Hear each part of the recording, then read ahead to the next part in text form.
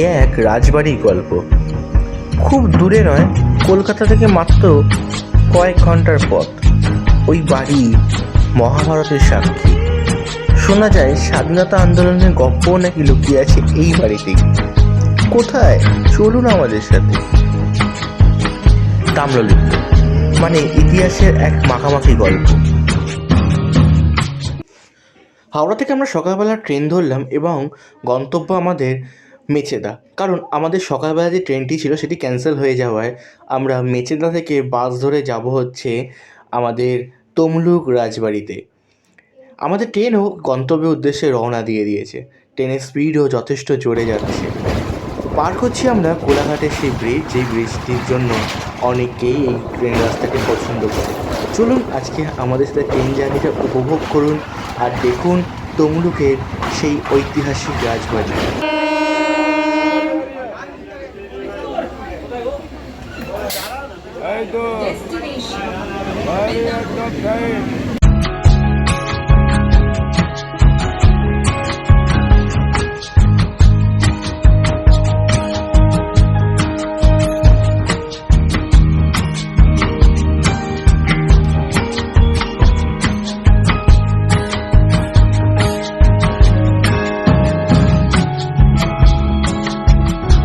সময় বাংলার বন্দর শহর জায়গা করেছিল ফাহিয়েন, টলেমি, প্লিনির লেখায়। একদিন এই শহর থেকেই বৌদ্ধ ধর্মের প্রচারে সিংহল গিয়েছিলেন সম্রাট অশোকের ছেলে মহেন্দ্র আর মেয়ে Sanghamitra. Come back to our new episode from Tamralipta. এই মুহূর্তে তাম্রলিপ্ত রাজবাড়ির সামনে দাঁড়িয়ে আছে আর আপনাদেরকে এই রাজবাড়ি ঘুরিয়ে দেখাবো। আজকে ভিডিওতে দেখাবো এই রাজবাড়ি কীভাবে আসতে হয়, কীভাবে রাজবাড়িতে ঘুরে দেখবেন, কোথায় কী ছিল সেই সব কিছু আছে আজকের এই একটি ভিডিও। চলুন তাহলে আজকে আমার সাথে এই রাজবাড়িটা ঘুরে দেখবেন, আসুন। তারও প্রাচীন সময় থেকে দাঁড়িয়ে এই বাড়ি তমলুক রাজবাড়ি। বয়স কত, ইতিহাস জানেন? আর বলে প্রায় 4000 বছর। ইতালি থেকে এসেছিলেন 8 মিস্ত্রি, তারাই এটা 3 তালা। ও মাটির ঢুকে গেছে, একতলা এখনো আছে। আমি বলছি এটা তো এখন সরকার নিচে কেন রাজা থাকবে? ওই যে রাজার লাস্ট যে ওইখানে একটা দেখতে পাচ্ছ না? হ্যাঁ, আর কতটা কি এখানে? এটা 3 তলা বাড়ি ছিল, এটা দোতলা ঢুকে গেছে, একতলা মাটির উপরে আছে। না না, ঢুকেনি কেউ, সব ঠিক আছে। রাজার সৈন্য সামন্তরা থাকতো। আচ্ছা, ওই দিকে আছে। আচ্ছা, কি আছে? দোতলায় যাওয়া যায়, নিচে যাওয়া যাবে? এখন পরিষ্কার করতে বলছি, হয়নি এখনো। আমি গেছি চলুন, দোতলা 3 তালায়। আচ্ছা, আর এখানে তো আমার নাতি যায়। কোনখানে নাতি যায়? ওই ভেতরে। ওখানে আমি এখন আসতে পারবো না, আপনি এখন নিচে যাওয়ার রাস্তা বলেন। না, নিচে যাওয়া যায় না। হ্যাঁ, ওই নিচে আর এটা কি ছিল? এখানে থাম ছিল, নিচু হয়ে যেত না? বাড়িটা দেখতে পাচ্ছ? হ্যাঁ হ্যাঁ, ওইখানে হয়েছিল অর্জুনের সাথে যুদ্ধ হয়েছিল। যুদ্ধ। ওখানে অর্জুন এ জিতে যায়।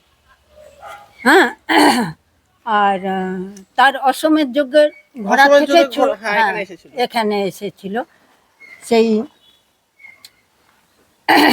সেই কে শুরু করে। কোন জায়গা সেটা? সেটা ওই যে হলুদ রঙের বাড়িটা না, ওর পাশে। ওই বাড়ি হয়ে গেছে বোধহয়। না না, ওই জায়গাটা এখনো উঁচু ঢিপি। ওই যে কত 2021 সাল অবধি সমাধি দেওয়া হ্যাঁ, হয়েছে। ওখানে সমাধি দেওয়া হয়েছে। পরীক্ষা দিতে এসেছিল। তা তুমি? আচ্ছা, এইটা দোতলা। এটা দোতলা ছিল। হ্যাঁ, ওইটা একতলা। আচ্ছা, হ্যাঁ, এইটা দোতলা। এ অনেক হাইট। এখানে এইসব নেই, শুধু পিলার দিয়ে হাইট করা। আমার দিদিমার কাছে বা ওই বইয়ে যা দেখেছি ওখানে মাটি জমা জমে তো বন্ধ হয়ে গেছে, এখন হয়েছে। হ্যাঁ,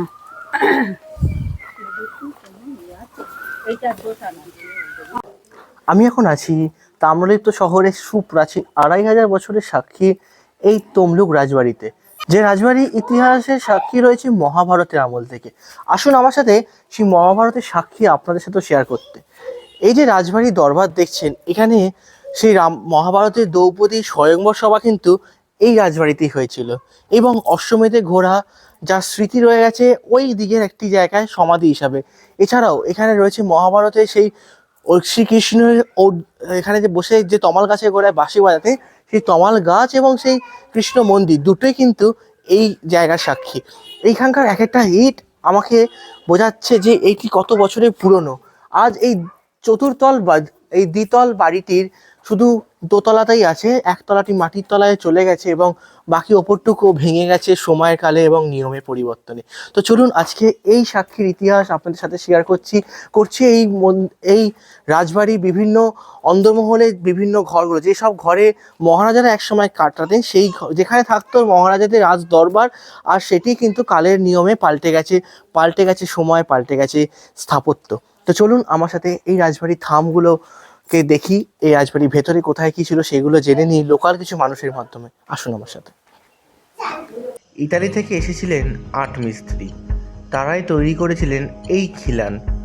ঐতিহ্য নিয়ে প্রায় 2500 বছরেরও পুরনো ইতিহাস।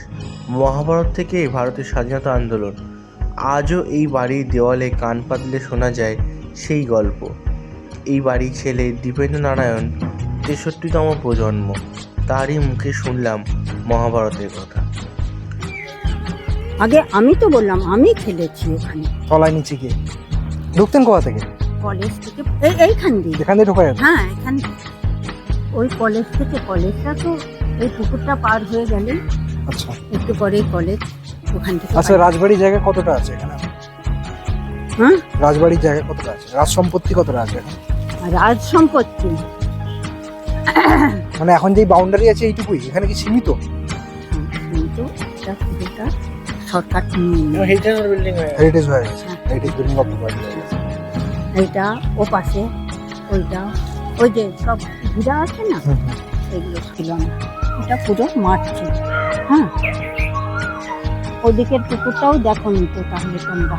ওদিকে তমাল পুকুর বলে একটা পুকুর আছে, ওখানে তমাল গাছ। এই এখানে রাজা কৃষ্ণের যে প্রিয় গাছ তমাল গাছ। তমাল গাছ। বাহ, ভালো বললে। কৃষ্ণ তমাল গাছে করে বসে বাঁশি বাজাতে পছন্দ করে। হ্যাঁ, ওইখানে তমাল পুকুরে ওই রাধা মাধব ছিল, আচ্ছা। সোনার মূর্তি, এই এত বড়। আচ্ছা, ওটা আমি বইয়ে ছবি দেখেছি। ওটা ছিল ওইখানে। তাম্রধ্বজ রাজাকে স্বপ্ন দিল আমি পুকুরে আছি, আমাকে নিয়ে গিয়ে প্রতিষ্ঠা কর। ওইখান থেকে রাজা তুলে এনে এইখানে মন্দির করে, গোপালজি মন্দির, রাধা মাধবের প্রতিষ্ঠা করেছিল। দিনই ঝাঁঝঘড়ি বাজছে, পুজো হবে, ঠিক সেই সময় জল উঠে গেছে। পূর্ণিমা ছিল, আর এটা গঙ্গার সঙ্গে লিঙ্ক ছিল, জোয়ার জল এসে গেছে। রাজবংশ পুরো ধ্বংস। এই রাজা ওইখানে ছিলেন। ঐতিহাসিক এই বাড়িতে একদিন সভা করেছিলেন তৎকালীন কংগ্রেসের সভাপতি সুভাষচন্দ্র বসু। এই বাড়ি থেকেই রাজনীতিতে হাতেখড়ি হয়েছিল সতীশ সামন্ত, সুনীল ধারার মতো ব্যক্তিত্বের। ভারতের স্বাধীনতা আন্দোলনে চলাকালীন অবিভক্ত মেদিনীপুরে বিপ্লবীদের উদ্বুদ্ধ করতে 1938 সালের 11 এপ্রিল মেদিনীপুর জেলায় এসেছিলেন নেতাজি সুভাষচন্দ্র বসু। সেই সময় তমলুক রাজবাড়ি চত্বরে তিনি সভা করেছিলেন। তমলুকে বিপ্লবী দলের নেতৃত্ব দিয়ে তিনি বৈঠকও করেছিলেন।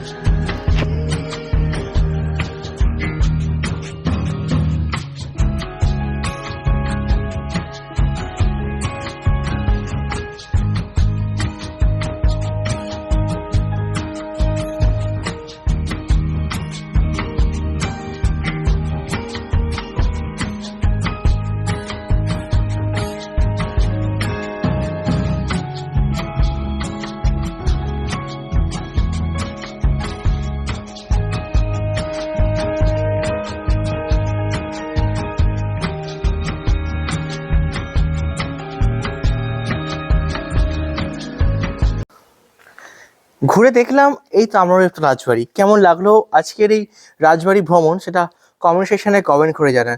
যদি ভিডিওটা ভালো লাগে ভিডিওটাকে শেয়ার করুন, সাবস্ক্রাইব করুন এবং পাশে থাকা বেল আইকনটা অল করে দিন, যাতে নতুন নতুন ভিডিওর নোটিফিকেশানগুলো যদি আপনারা পেয়ে যান। এবং বন্ধুদের মধ্যে শেয়ার করুন যাতে তারা এরকম ইন্টারেস্টিং ভিডিওগুলো চটজলদি দেখতে পারে। Thank you so much for watching this video. Till tata, bye by.